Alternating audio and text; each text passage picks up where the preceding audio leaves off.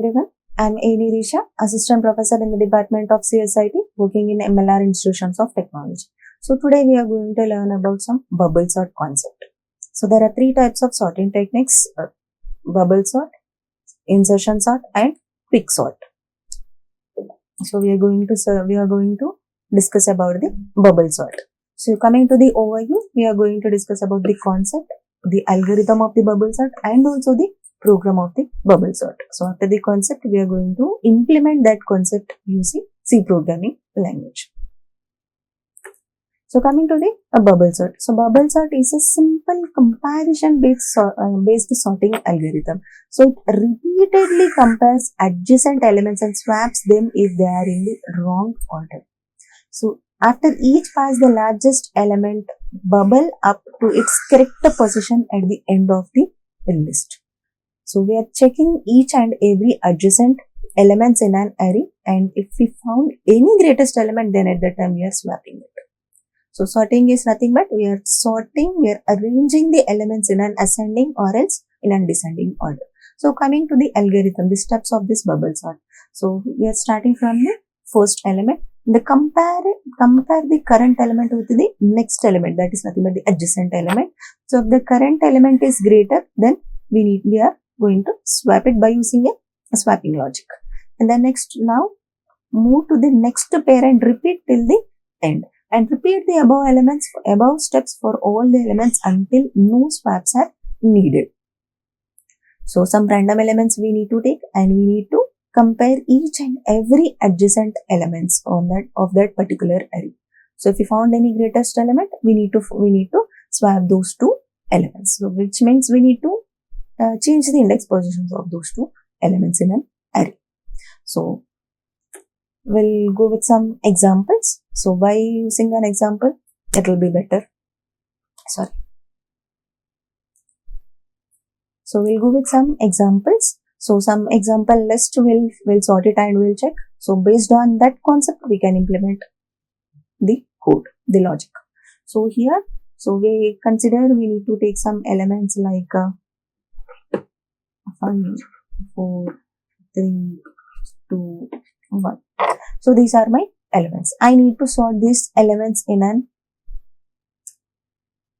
ascending order. So these elements are in descending order. I need to sort it in an ascending order. So consider this as a pass 1. So these are my elements. I am coming to the pass 1. So we need to compare these two elements.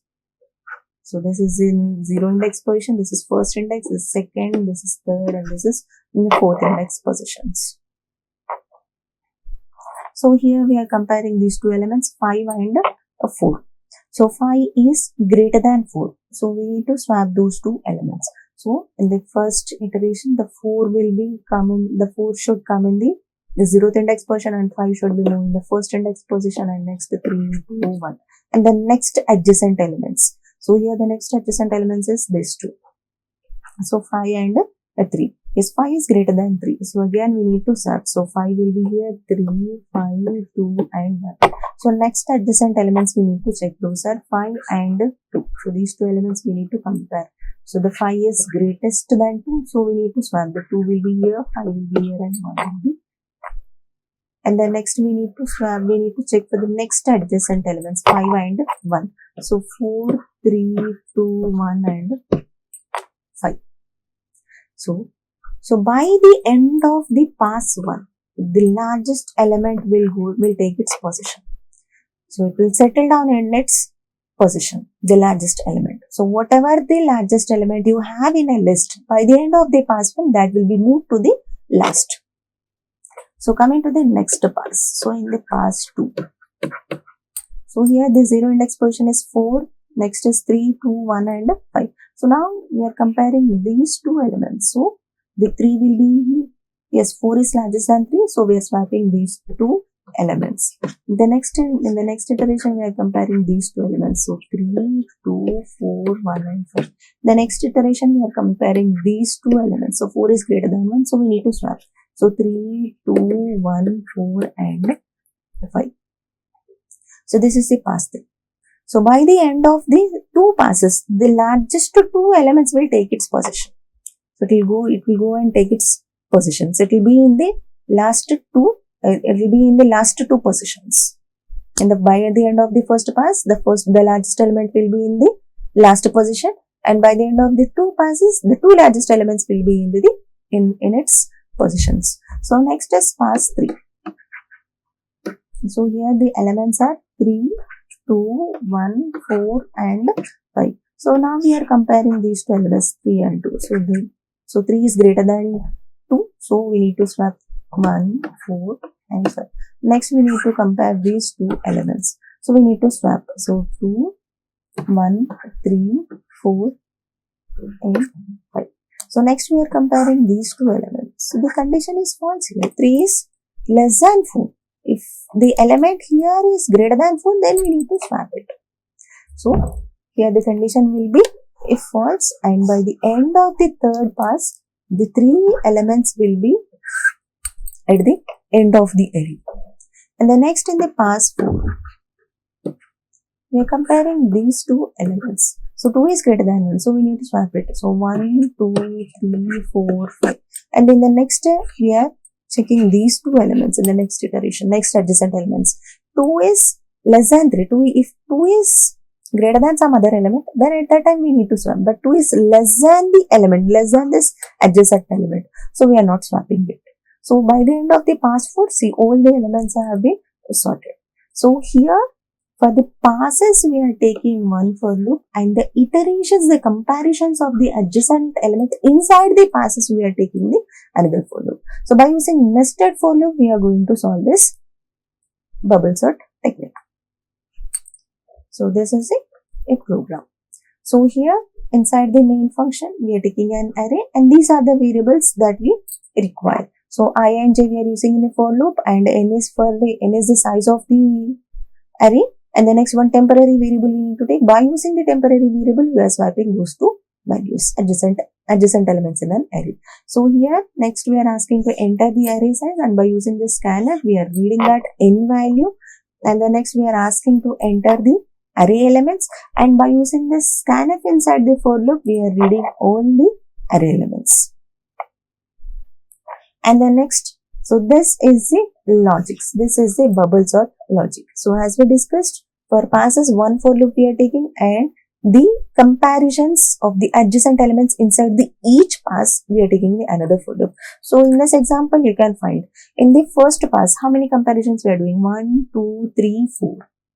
And the next in the pass 2, 1, 2, 3. And next in the pass 3, 1, 2. And next in the pass 4, 1. So inside the passes also we are comparing some adjacent elements. So for that we need to take some nested for loops. So you can check here. So till how many passes, how many iterations we can run. So here we have the 5 elements. 5, 4, 3, 2, 1 are nothing but the 5 elements. But we are getting the passes as 4. So the first outer for loop will be iterated for n-1 times. And the next inner for loop, so we can find here. So in the first pass 1, 2, 3, 4, and in the second pass 1, 2, 3. As the passes are increasing, the comparison of the adjacent elements are decreasing, which means the value is dependent on the outer for loop. So for that we are taking the inside the inner for loop, we are taking the condition as I is equals to 0 and I less than n-1. So we have 5 elements. For suppose if we are taking 5 elements, then at that time the iterations, the passes will be 4. So we are taking here, we are writing the condition as I less than n-1. And inside this is the inner for loop, and this is the outer for loop, and this is the inner for loop. And here we are taking the condition as j less than n-i-1, because as the passes are increasing. So this is I is for passes. So if the passes are increasing, the comparisons of these passes is decreasing. So we are subtracting that way by minus I. So n-i-1. So n-i is common for outer for loop, and coming to the inner for loop, n-i, as well as we are subtracting that condition by that value by minus I, because the passes, the comparisons are decreasing based on the passes, number of passes. So and next here after that we are checking if a of j greater than a of j plus 1. So if a of 0 is greater than a of 0 plus 1, so consider we are taking I is equals to 0 and j is equals to 0. Here the condition is a of 0. A of 0 is, so see, these are the elements that we are taking consider. So here the index is 0, 1, 2, 3 and 4. So a of j value is 0. So a of j is a of 0. A of 0 is 3. So 3 greater than a of j plus 1. 3 greater than j plus 1 is 0 plus 1 is 1. So in a of 1 we have this 7. So 3 greater than 7. Now the condition is false. So we are not swapping it. So if we found any greatest element, then only we are swapping it. So 3 is not greater than 7. So 3 is less than 7. So we are performing this in an ascending order. So we are not going to swap it. So here the condition is false and j value will get incremented. Now j will be equals to 1. And now we are checking a of j. A of j is a of 1. A of 1 is 7. 7 greater than j plus 1. J is 1. 1 plus 1 will be 2. So second index position we have the 1 element here. So 7 greater than 1. Yes, the condition is true. So if the condition is true, then this two elements we are swapping, which means the 1 will be in the place of 7. See, 7, 3, 7, 1, 0, 6.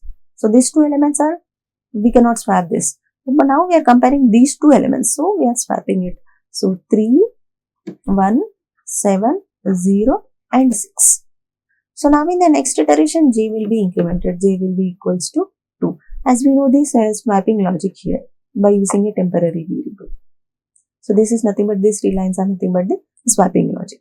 The first a of j value we are assigning to the temp and a of j plus 1 we are assigning to the a of j, and the temporary variable whatever the value initially we have assigned that we are assigning to the a of j plus 1. So by using these three statements, the 1 will be in the first index position and 7 will be in the second index position. So we can check here a of j is a of 1, a of 1 is 7. So the 7 we are taking it in the temporary variable, and a of j plus 1, a of j plus 1 is a of 1 plus 1, that is 2. So the 2 we are assigning to a of j, that is a of j is 1.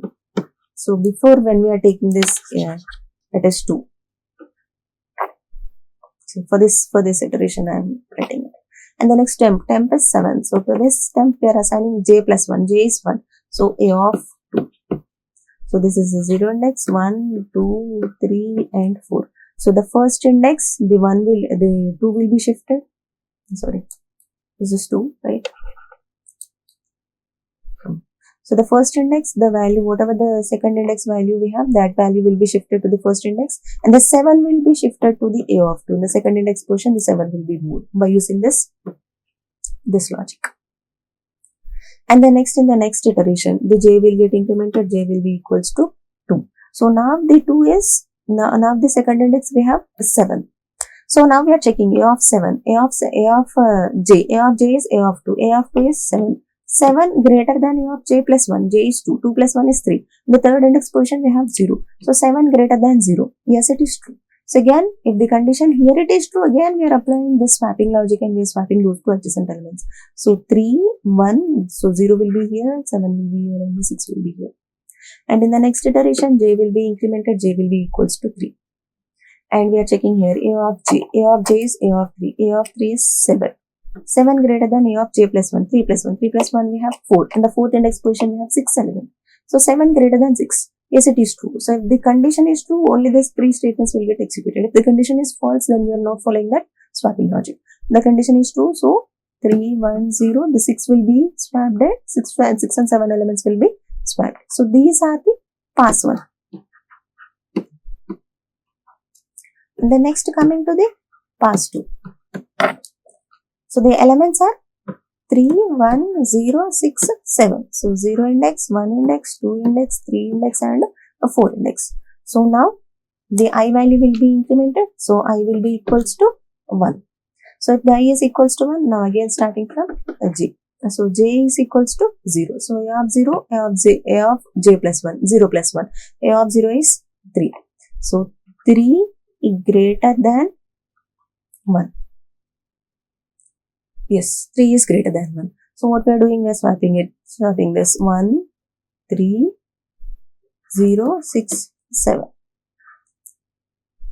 And the next j value will get incremented, j will be equals to 1. Now we are checking this 3 and 0.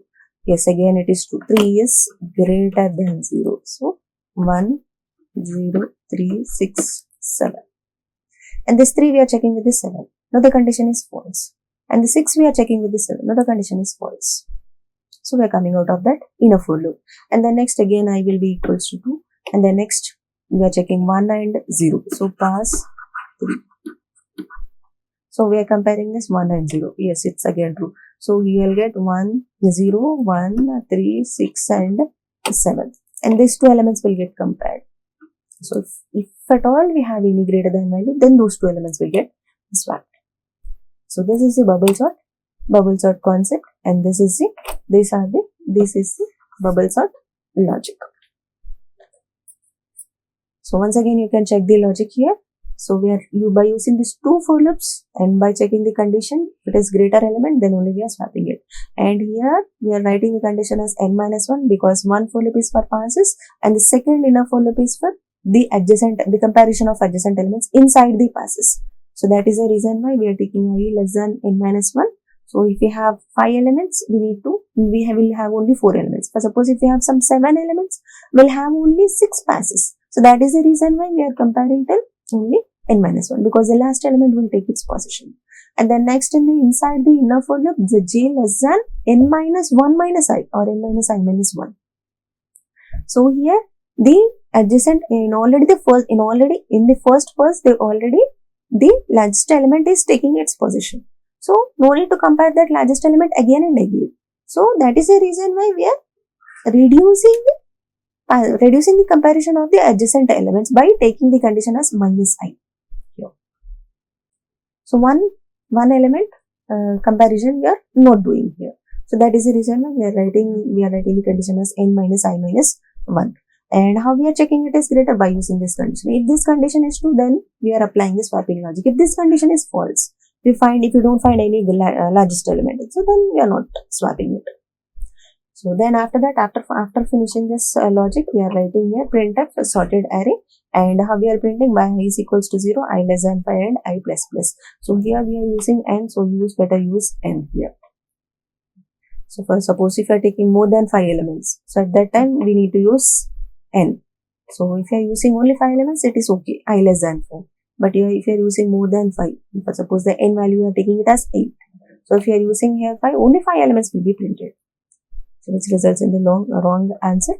So better use here I less than n. So here you can check here where I am entering the array size as 5 and the array elements as 37105, and after completion of this logic, this is the final result that we are getting as a sorted list. So we can also use this as a ascending order. We can sort the elements in ascending order, and also we can sort the elements in descending order. So to ascending order, we are writing this thing, a of j greater than a of j plus 1.